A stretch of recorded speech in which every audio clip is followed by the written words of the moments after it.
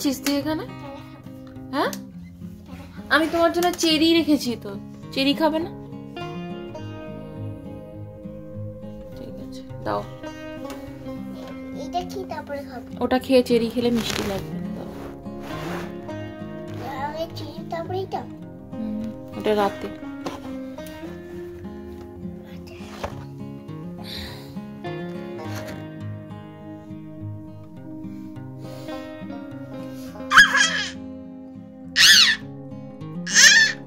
Hello everyone, good evening, welcome to my channel beautiful জার্নির একটা নতুন ব্লগে তোমাদের সবাইকে জানাই স্বাগত। আমি মধুমিতা, থাকি ইউকের ম্যানচেস্টার নামক একটা শহরে আমার হাজবেন্ড আর 3 বছরের ছোট্ট ছেলে রিওর সাথে। সন্ধেবেলায় রিও ঘুম থেকে উঠে পড়েছে, দেখতেই পেলে আমি একটু ওয়াশরুমে গেছিলাম, সেই সুযোগে ও উঠে এসে মুখ টুক ধুইয়ে দিয়েছি।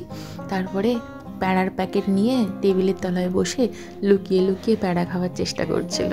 যাই হোক, অনেক বলিয়ে বোঝাতে তারপর ওটা রেখে দিয়েছে। দেখতেই তো পেলে, বললো আগে চেরি খাই তারপরে ওটা খাবো। চেরির সাথে কয়েকটা আঙুরও দিয়েছি। ঘুম থেকে উঠলে ইউজুয়ালি ওকে একটা কলা, আর যদি কলা না থাকে সেক্ষেত্রে চেরি বা আঙুর বা আপেল এইসব দিয়ে থাকি। তো আঙুরের খোসাগুলো আবার ওনাকে ছাড়িয়ে দিতে হয়, না ছাড়ালে খক খক করে কাশতে থাকে গলায় বেঁধে, সেই জন্য ভালো করে ছাড়িয়ে তারপরেই উনি খান। সেই জন্য আমাকে বলছে আগে ছাড়িয়ে এখানে রাখো তারপরে আমি খাবো। ছোট্ট হলেও কি হবে, অনেক শৌখিন মানুষ বলে কথা। যাই হোক, ওর খাওয়া হয়ে গেছে। আমি ঘরে এসেছি বিছানা ঠিক করতে, ব্যাস চমনি চলে এসে মায়ের বিছানা ঠিক করা তো দূরের কথা, আরও ঘাঁটার জন্য ব্যতিব্যস্ত হয়ে পড়েছে।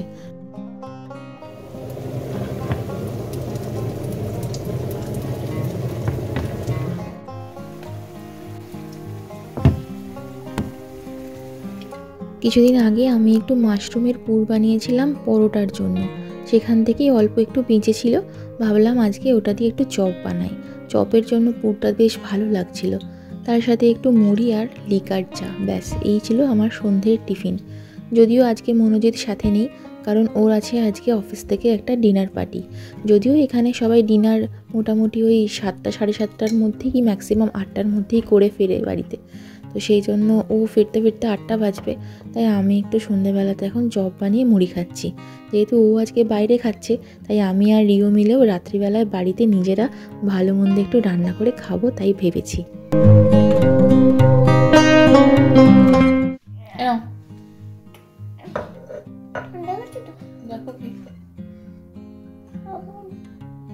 চপ খাবি না? ঠিক আছে, যেটা খাবি খা। চপের ভেতরের পুরটা যেহেতু একটু হালকা নরম, সেই জন্য ও পছন্দ নয়, তাই ওটা বাদ দিয়ে বাইরের মচমচে যে খোলটা রয়েছে সেটাই ও খাচ্ছে। যাই হোক, আমারও এখানে চপ মুড়ি আর চা একদম রেডি।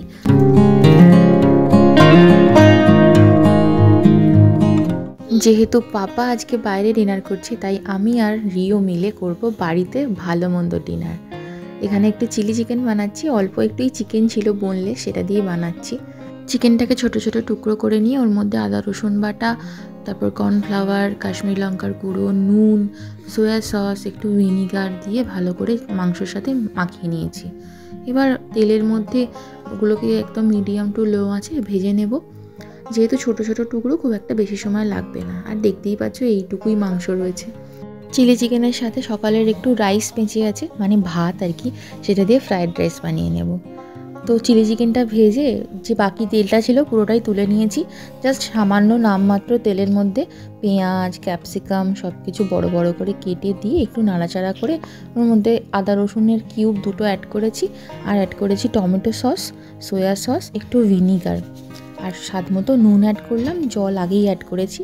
এবার ফুটে গেলে ওর মধ্যে চিকেনগুলো দিয়ে দেবো, আর একটু ফুটে গেলে ওর মধ্যে কর্নফ্লাওয়ারের স্লারি বানিয়ে সেটা অ্যাড করে দেবো। দিয়ে ভালো করে ফুটিয়ে চিকেন সবজি সব কিছু সেদ্ধ হয়ে গেলে ওপর থেকে একটু মধু অ্যাড করছি, স্বাদটাকে এনহ্যান্স করবে এটা, সেই জন্য। তোমরা মিষ্টি কম চাইলে কমও অ্যাড করতে পারো। আর কাঁচা লঙ্কাটা আমি পরে অ্যাড করেছি, যেহেতু রিওর জন্য বানাচ্ছি একসাথেই, তাই ওটা তুলে নিয়ে তারপরে অ্যাড করেছি।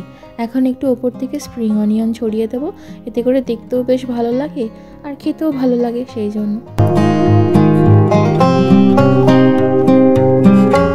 চিলি চিকেনের পরে ফ্রাইড রাইসটাও হয়ে গেছে। যেহেতু মনোজিৎ কালকে অফিসে যাবে সেই জন্য ওর জন্য একটু রাইস তুলে রাখলাম, আর চিলি চিকেনের ওই গ্রেভির মধ্যেই খানিকটা আলাদা করে নিয়ে পনির অ্যাড করে দিয়েছিলাম, দিয়ে ফুটিয়ে নিয়েছি, চিলি পনির বানিয়ে দিয়েছি। একটা তরকারি থেকে কীরকম দুটো তরকারি হয়ে গেল। এরকম মাঝে মাঝে বুদ্ধি কাজে লাগালে অনেকটা সময় কিন্তু নিজেদের জন্য রাখা যাবে। এবারে ইলেকট্রিক বিল কম এসছে। কত? 180 180 আর আগের বারে 296 ছিল, সেখানে 296 290 পরপর 3 মাসেই ছিল এরকম না? 296 292 290 কত বলছি? দাঁড়াও রিও দাঁড়াও, 300 আবার এবারে 180। একমাত্র হচ্ছে আমাদের হিটারই ম্যাক্সিমাম। হ্যাঁ মানে শুধুমাত্র হিটারের জন্যই আমাদের 100-110 পাউন্ড বিল এত বেশি আসতো। রান্না তো নর্মাল রান্না বান্না হয়েছে এ মাসে, ঠিক আছে, হ্যাঁ বলতে পারা যায় যে একটু কম হয়েছে সকালের দিকে, কারণ মনোজিৎ থাকে না সেই জন্য। কিন্তু এছাড়াও রাতে তো রান্না করতে হয়েছে, সকালে টিফিন, ব্রেকফাস্ট লাঞ্চের প্রিপারেশনের জন্য। তো সেই সব মানে হয়েও 110 পাউন্ড কম আসা মানে এক মাসে হিউজ, মানে অনেকটা আমাদের জন্য। তো 110 পাউন্ড মানে 100 পাউন্ড মানেই বুঝতে পারছো কত টাকা। 100-র গায়ে আরো দুটো শূন্য, 10,000 টাকা, ঠিক আছে। সো এত টাকা কম আসা বিশাল একটা ব্যাপার। যাই হোক, ফাইনালি হিটারটা চালানো আমরা অনেকটা বন্ধ করে দিয়েছি, প্রায় বন্ধই করে দিয়েছি, সেই জন্যই এত কম এসছে আর কি। চলো এখন ডিনার করি, এটা একটা ভালো নিউজ। মনোজিৎ যেহেতু সেই সন্ধেবেলায় ডিনার করেছে মোটামুটি ওই 7:30 নাগাদ, তাই ওরও একটু অল্প অল্প খিদে পেয়ে গেছে। রিওর খাওয়া হয়ে গেছে, আমরা দুজন এখন ডিনার করতে বসছি।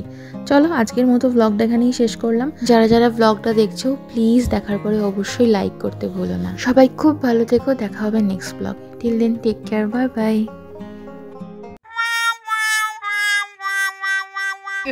অ্যাকশন।